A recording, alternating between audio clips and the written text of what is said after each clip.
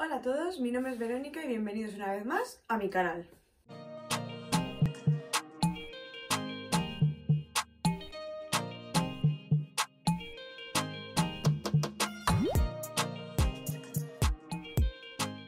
En el vídeo de hoy os traigo 5 consejos para estudiar durante el cuatrimestre. Es verdad que al final todos los estudiantes el último mes antes de exámenes finales son los que, digamos, nos encerramos a estudiar propiamente dicho. Pero si durante el cuatrimestre podemos ir adelantando cosas, luego nos será mucho más fácil. Esto, más que nada, también es para la gente que no tenga parciales, porque al final, como que cuando tienes parciales, te obligan a ir más al día, pero cuando no los tienes, es como que te queda mucho tiempo, y cuando te das cuenta, llega enero o llega mayo y tienes todos los exámenes encima y no sabes ni por dónde empezar. Así que yo voy a darte 5 consejos que eran los que intentaba cumplir. No todos los cumplía siempre, porque tampoco nos vamos a engañar, pero bueno, intentaba cumplir al máximo posible para ir medianamente bien a los exámenes finales.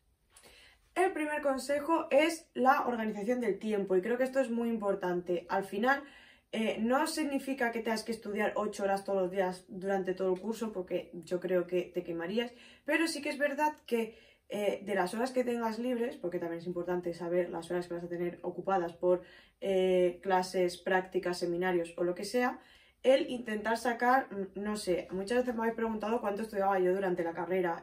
A lo mejor había un día que no estudiaba y luego había otro día que estudiaba 4 horas y cosas así. O a lo mejor había una semana que tenía prácticas y clases y no me daba tiempo a estudiar, pero el fin de semana pues digamos que no salía tanto y lo dedicaba más a estudiar. O había otras semanas que a lo mejor estudiaba todas las tardes y el fin de semana pues me lo tomaba más de relax y a lo mejor el domingo entero no estudiaba.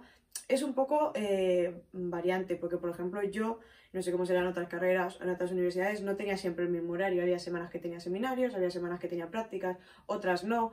Había días que a lo mejor solo tenía 3 horas de clase y había días que tenía 6 o 7. Entonces el día que tenía 7 horas no estudiaba nada, pero el día que tenía 3, pues aprovechaba el resto del día para estudiar. Entonces es más que nada saber cuál es tu horario e intentar ser más o menos constante e intentar tener siempre las mismas horas. Yo, por ejemplo, lo que hacía es que a mí al principio había días que tenía 3 horas, había días que tenía 6 horas, o sea, había días que a lo mejor tenía solo 3 horas por la mañana y había días que tenía la mañana completa. Y eso era un desastre, porque había días que entraba a las 8:30, había días que entraba a las 12, entonces a lo mejor perdía toda la mañana y no hacía nada hasta las 12 que tenía la clase, y al final lo que mejor me vino fue como organizarme, es decir, bueno, de 8:30 a 3, porque mis clases podían empezar a las 8:30 o a las 12 y terminaban todas a las 3, pues es decir, de 8:30 a 3 tienes que estar haciendo cosas de la uni. Si tienes clase, vas a clase. Si no tienes clase, o sea, si tienes clase o práctica, vas a eso y no haces nada más. Pero si solo tienes clase o solo tienes práctica y tienes las otras 3 horas libres, pues las dedicas a hacer lo que sea de estudiar. Resúmenes, esquemas, estudiar, subrayar, lo que sea. Pero es como para tener un horario fijo. Eso a mí me venía bien porque yo soy una persona de tener muchos horarios y el cada día levantarme a una hora distinta, ir a una hora distinta a la universidad, era un caos. De hecho, muchas veces lo que hacía era que aunque tuviera clase a las 12, yo me obligaba a levantarme a las 7 como todos los días, a las 8:30 estar en la universidad, me iba a la biblioteca las 3 primeras horas y después iba a clase y ya está, porque es que si no, no hacía nada. Y otra cosa también importante que a mí me costó aprender, pero al final lo aprendí, es que si tienes huecos libres entre medias, los aproveches. Porque yo era de las que decía, bueno, si es que solo tengo 3/4 de hora, para esto nada. Y al final me estaba aburrida.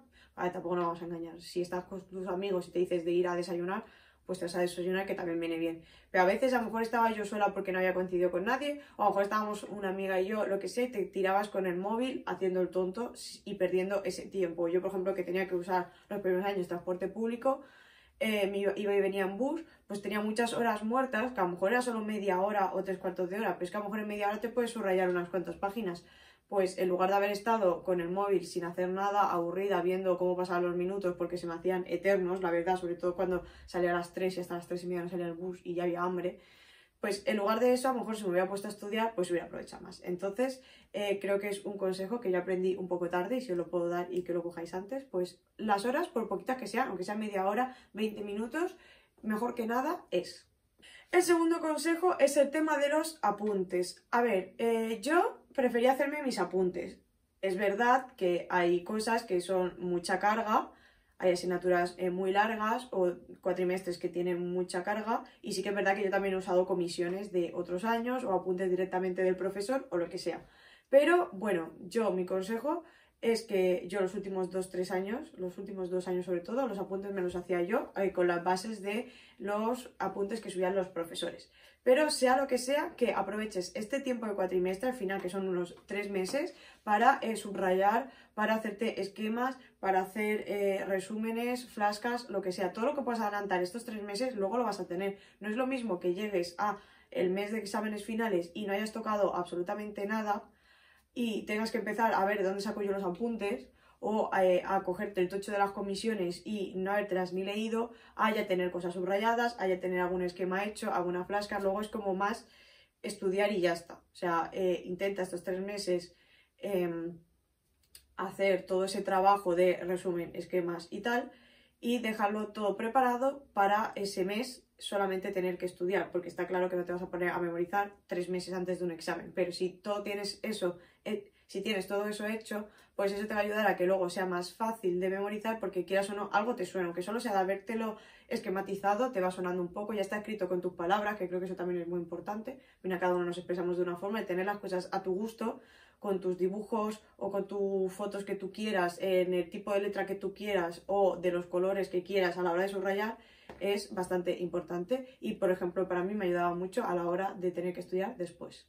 Bueno, este tercer punto es un poco el punto de la risa. De hecho, en el esquema que me he hecho he puesto hasta una carita de esto es lo que todos los estudiantes nos decimos al principio de cuatrimestre y nunca cumplimos, que es llevar las clases al día.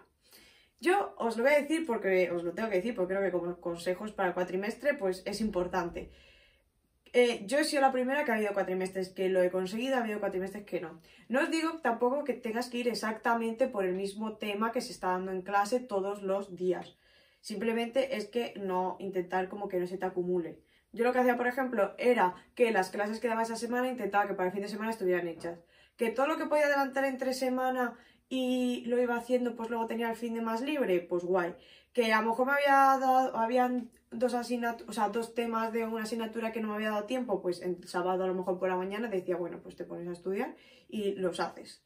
Pero intentar como que en esa semana estar todo hecho. Tampoco quiero que nos obsesionemos con eso, pero que al final todo lo que puedas ir al día, eso te va a ayudar a que después, en el mes de exámenes finales, pues no tengamos esa angustia de todo lo que nos queda por hacer y no nos falte tiempo. El cuarto consejo es el de prepararse las clases antes. Sé que esto a veces es complicado y que a lo mejor es un poco, no sé, que al final no se hace. Yo, por ejemplo, creo que es una de las cosas que me arrepiento de mi etapa universitaria, de no haberme preparado las clases antes.